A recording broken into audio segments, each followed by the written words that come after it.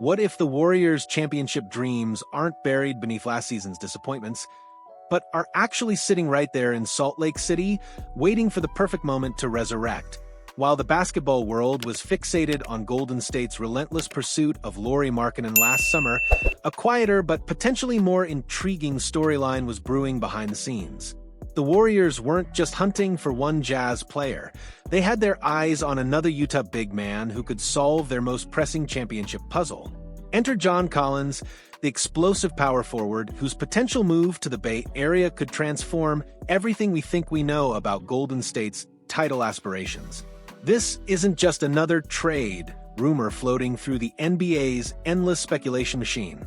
This is about a franchise desperately searching for the final piece to reclaim their championship glory, and a player whose unique skill set might be exactly what separates contention from celebration. The hidden pursuit that almost changed everything. According to Andy Larson of the Salt Lake Tribune, the Warriors' interest in Collins wasn't some casual inquiry. It was a legitimate pursuit that extended right up until the trade deadline. The revelation that both Golden State and the Lakers were actively courting Collins before Jimmy Butler's blockbuster Miami acquisition adds a fascinating layer to the NBA's ongoing chess match. The Warriors were interested in Collins at the trade deadline before they got Jimmy Butler, Larson revealed during the Locked On Jazz podcast. That single sentence carries enormous weight when you consider the Warriors' championship window and their glaring need for frontcourt production. Think about the timing here. While fans were obsessing over every Markkanen update, the Warriors' front office was quietly exploring multiple avenues to upgrade their roster. Collins represented a different type of solution, not the flashy all-star addition that Markkanen would have provided, but perhaps a more realistic and ultimately more effective upgrade to their championship core. Collins' resurgence. The numbers that demand attention. Let's cut through the noise and examine why Collins should be on every contender's radar. After a turbulent final season in Atlanta that left many questioning his fit in winning situations, Collins has quietly rebuilt his reputation in Utah's rebuilding environment. The numbers from his truncated 2023-24 campaign tell the story of a player who's rediscovered his identity and maximized his efficiency. Averaging 19.0 points, 8.2 rebounds, and 2.0 combined steals and blocks per game isn't just solid production. It's elite contribution from a player who shot an incredibly efficient 52.7% from the field and 39.9% from three-point range. That three-point percentage is particularly crucial for understanding Collins' potential impact in Golden State's system. The Warriors have built their entire offensive philosophy around spacing, ball movement, and creating high-percentage shots for their core players. Collins' ability to stretch the floor while providing legitimate inside-outside versatility makes him a perfect theoretical fit for Steve Kerr's system. When you can shoot nearly 40% from deep on meaningful volume while also providing interior presence, you become exactly the type of player championship teams covet.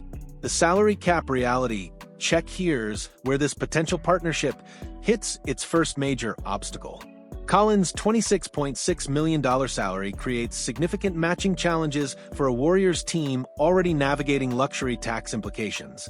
The financial gymnastics required to acquire Collins would likely involve either a complex multi-team arrangement or the type of asset sacrifice that could compromise Golden State's future flexibility. Larson's comment about the contract situation not working out anymore reflects the harsh reality of NBA economics. The Jimmy Butler trade shifted the landscape, and Collins' player option for the upcoming season creates additional complications for any team hoping to acquire his services. But here's where it gets interesting. Collins is expected to pick up that player option, which means he'll be available for trade discussions throughout the summer. For a Warriors team that's shown they're willing to be aggressive in pursuit of championship upgrades, the financial obstacles might not be insurmountable if they truly believe Collins can push them over the top. The positional puzzle. Where does Collins fit? At 6 feet 9 inches, Collins presents an intriguing positional challenge that could actually work in the Warriors' favor.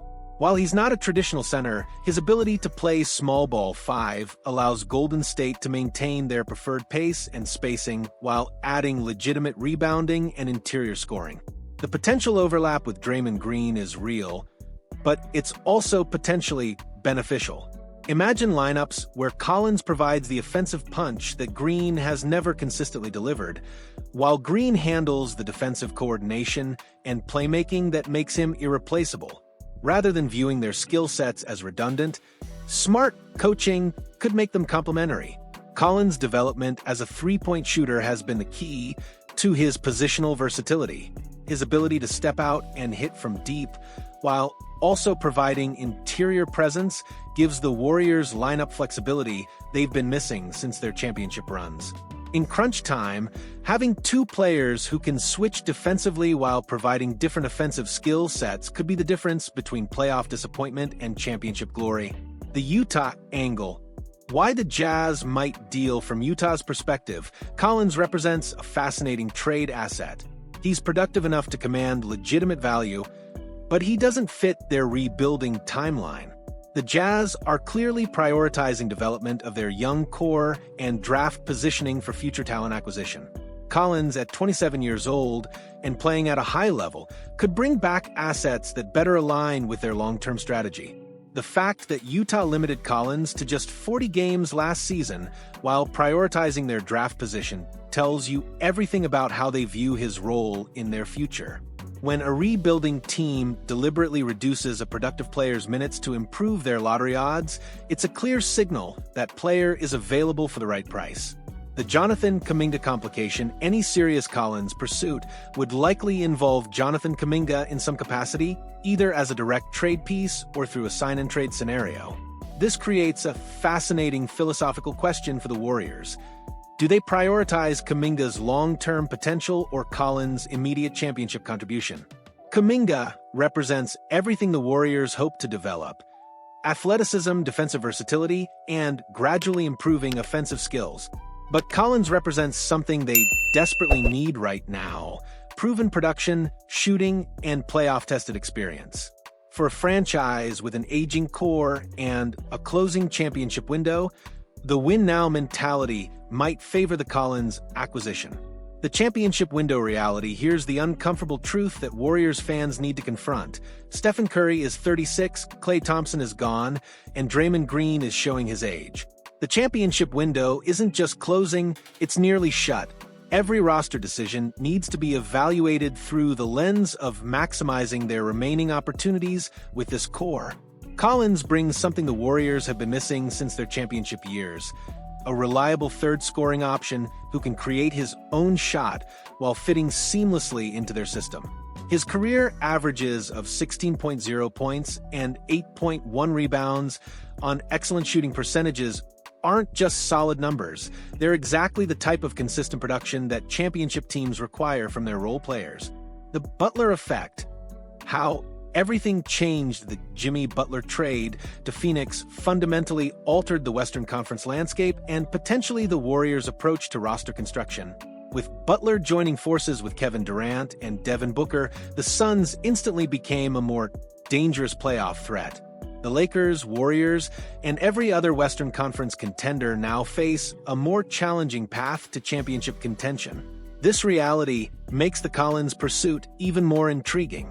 If the Warriors believe they need additional firepower to compete with the newly formed Phoenix Super Team, Collins represents one of the few available upgrades that could meaningfully impact their championship odds.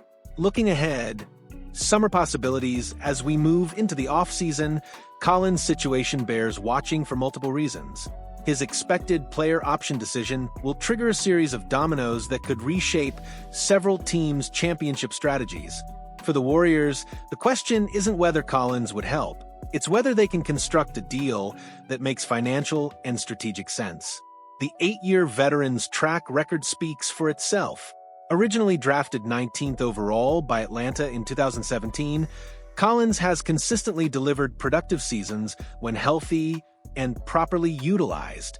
His career shooting percentages, 54.6% from the field and 36.3% from three, suggest a player who's maximized his efficiency while adapting to the modern NBA's spacing requirements. The verdict: risk versus reward. The potential Collins trade represents everything that makes NBA roster construction fascinating and frustrating. On paper, he's exactly what the Warriors need. In practice, acquiring him would require sacrifice and financial creativity that could impact their long-term flexibility. But championship windows don't wait for perfect circumstances. Sometimes, the difference between title contention and playoff disappointment comes down to making the difficult decision to prioritize immediate impact over future flexibility. For a Warriors franchise that's tasted championship glory and desperately wants another bite, John Collins might represent their best remaining opportunity to add meaningful talent around their aging core. The next few months will reveal whether Golden State's front office views Collins as worth the inevitable complications his acquisition would create. One thing's certain, in a Western Conference that's getting more competitive by the day, standing still isn't an option for teams with championship aspirations. What's your take on this potential move? Should the Warriors go all in on Collins, or would you rather see them develop their young talent and wait for a better opportunity? Let me know in the comments, and don't forget to hit that like button if you're ready to see Golden State make another championship push.